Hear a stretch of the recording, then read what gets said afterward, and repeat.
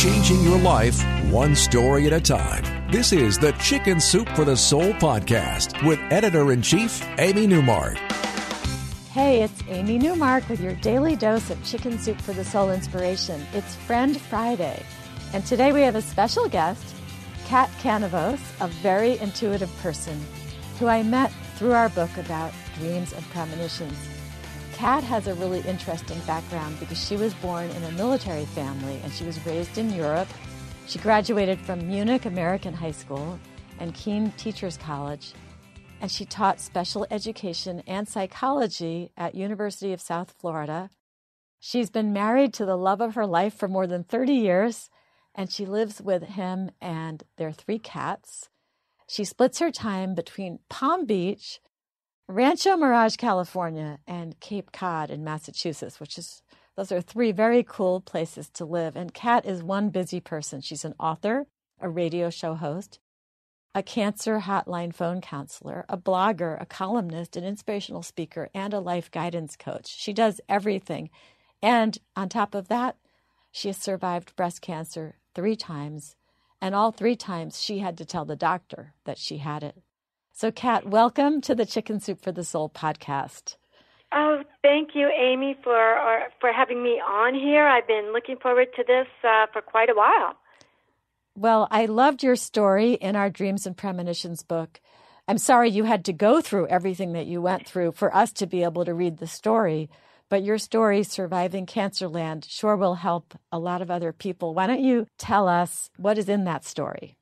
You know, I survived breast cancer 3 times, and I survived by using something many in the medical field do not even acknowledge as being real, our dreams. But the medical society is waking up to it, as seen by the research done by Dr. Larry Burke on dreams that diagnose breast cancer, which is going to be our next book together. He actually had a research group of 20 women whose dreams diagnosed breast cancer, and I was one of them. So I used my innate intuition and my prophetic dreams and that inner guidance in order to save my life. And it also helped me to connect with my mother who had passed over. She guided me from the other side. I remember the first dream I had with her, which was prophetic, and I didn't even know it. She came into my dream, grabbed me by the hands, and said, "You are going to be just fine." And I woke up the next morning, Amy, and I said, "I'm going to be just fine? Why wouldn't I be just fine? There's nothing wrong with me." And within 4 weeks, I found that I had breast cancer. So, our dreams can guide us through all the difficulties, the ups and downs of marriage, and they can save you against all odds and keep you alive to fulfill your life purpose. And isn't that why we're really here? So tell us about what happened when you told the doctor that you knew you had breast cancer, and he said, "No, you don't." Well, what happened was I went in for my yearly mammogram and blood test and physical exam, like we all do, to stay healthy, to stay ahead of everything. And I got a clean bill of health. My doctor said your mammogram is healthy, your blood tests are great, your physical was good. We'll see you in a year. And I started to have these nightmares. And in the nightmares, what I call a spirit guide, which is actually part of our inner guidance. I really believe we're all born with guardian angels and spirit guides. We're their job, and they really take that job seriously. And we can connect with them in our dreams because they are actually a part of us. They're an extension of us. And so I started to have these dreams in which my spirit guide, which in my case is dressed like a monk, and I have no idea why a monk, Amy. There are no monks in my family that I know of, but it certainly gets my attention. It's not like it's a sweet little bird or a little kitty cat. This is a monk walking in a robe, a brown robe that's hooded, and he's got a rope belt around his waist and leather sandals. And he said, "You have breast cancer. Go back to your doctor and get a different set of tests." And of course, I wanted to ignore it, Amy, because I wanted to believe I was healthy. Who wouldn't? But these dreams were persistent. I kept having them and having them. So finally, I returned to my doctor and I said, I think something's wrong. And he said, Kathy, you're healthy. Go home. And I said, I can't go home. I know something's wrong. So I got another mammogram, another blood test, another physical. The results all came back as being perfect. I went home, and the dreams continued, Amy. I mean, they wouldn't leave me alone. They were daydreams. They were night dreams. They were nightmares. They were always in my mind. And so finally, the third time the monk showed up in my dreams, and he would show up, it was really interesting what would happen, Amy. And this is one of the profound things about prophetic dreams. My dream that I was having would freeze, because it was almost like time stood still. And I've heard other people talk about this as well. And then a window popped up in my dream, just like a window on your computer, and just as difficult to get rid of. And through that window that turned into a door walked this monk. And he walks right up to me in my frozen dream, and he says, come with me. I have something to tell you. And he took me through the doorway into what I call the room between realms. And I believe we all have access to this through our sacred doorways, which are our dreams. And in this room, we can get guidance from our deceased loved ones, from our spirit guides, from our guardian angels, from our animal guides, from whatever it is we need to survive, because we're in crisis. And he said, you have breast cancer. Give me your hand. He took my hand. He put it on my breast, and he said, do you feel that? And I said, yeah. He said, that is breast cancer. You go back to your doctor tomorrow without an appointment, and you tell him you need exploratory surgery because the mammograms aren't working. And I started crying in the dream, Amy. I started crying. And I said, I've already been there 2 or 3 times. He's not listening to me. He tells me I'm healthy. You're telling me I'm not. If I'm really not healthy and you want me to live, help me. Give me something. Do something. I can't do this on my own. And that's where law of permission comes in. Immediately, this monk took a feather out of his pocket. He said, this is an angel feather. You go back to your doctor tomorrow, and you use this as if it were a sword to fence against his verbal reasons why you can't have exploratory surgery, and you will get it. So I followed his directions, Amy, and I went back the next day without an appointment, showed up in my doctor's office. He said, why are you back? And took me back into the back room, and I said, I need exploratory surgery. I know something's wrong. Amy, he looked at me like I had just set myself on fire. And he said, I can't do that. It's against my policy. It's against hospital policy. You have to think about infections, complications from anesthesia. I have to put you under, and I can't operate on something that doesn't exist. And I immediately remembered that feather. And I'm thinking, okay, God, I'm taking, a big step of faith here. I'm taking a leap of faith, and help me. And I mentally aimed that feather at him, and I said, you're my doctor. You know I'm not a hypochondriac. You know I wouldn't be here if something wasn't really wrong. Help me. I have nowhere else to go.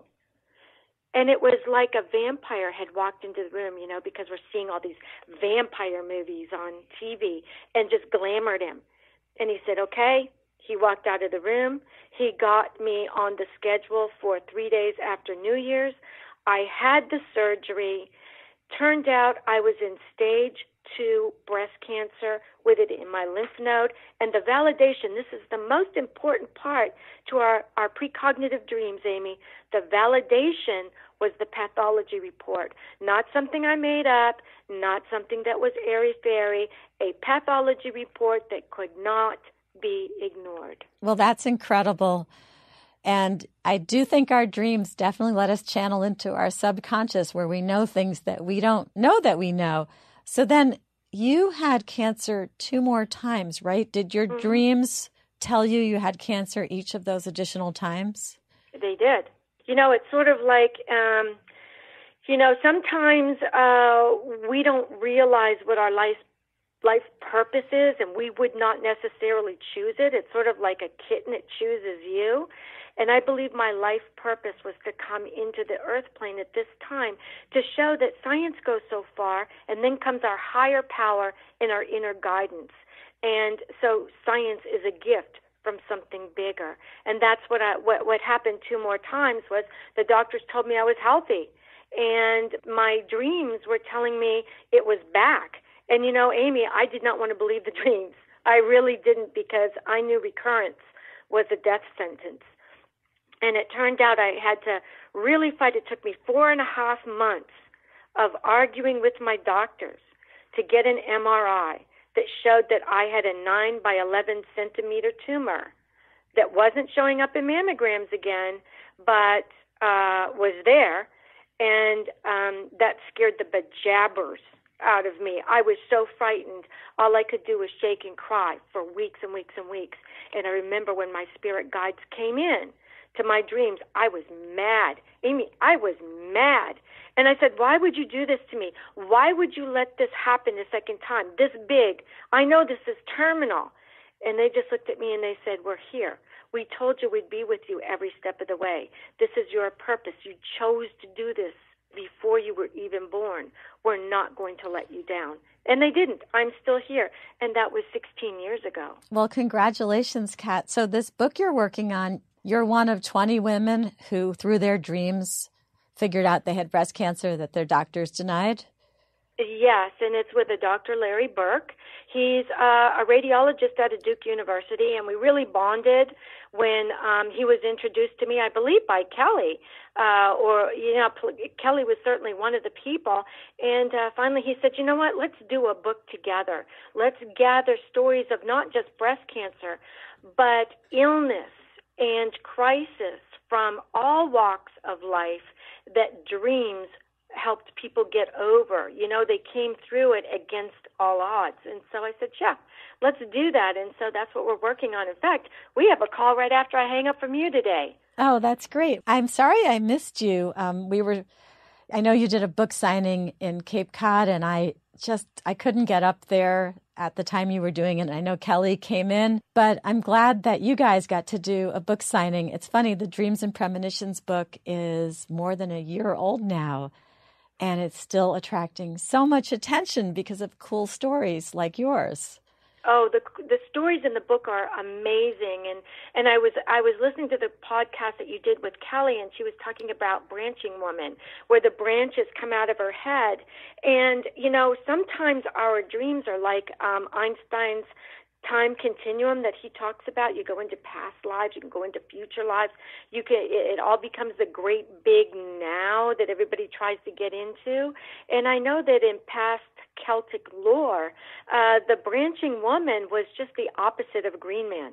You know, I don't even know if she knows that, but her dreams were profound. There were a lot of incredible dreams. And in fact, I think that Kelly and I are going to make another Chicken Soup for the Soul book about dreams. It will come out in the fall of 2017. She and I are just starting to talk about it now, but we did so well with the first one. I think there will be another one. Well, Kat, I'm so glad you were able to join us today. I've always wanted to talk to you ever since I read your story in our book.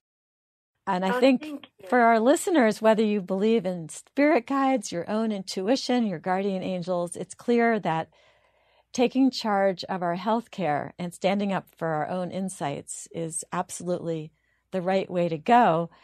Kat, thank you very much for joining us.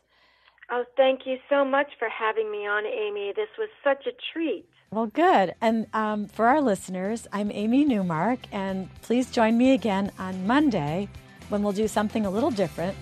We're going to have fun. We're going to talk about why you should rent a muscle car when you're in your 70s. And if we piqued your interest today in Dreams and Premonitions, please go to our website to read some more Dreams and Premonition stories at chickensoup.com.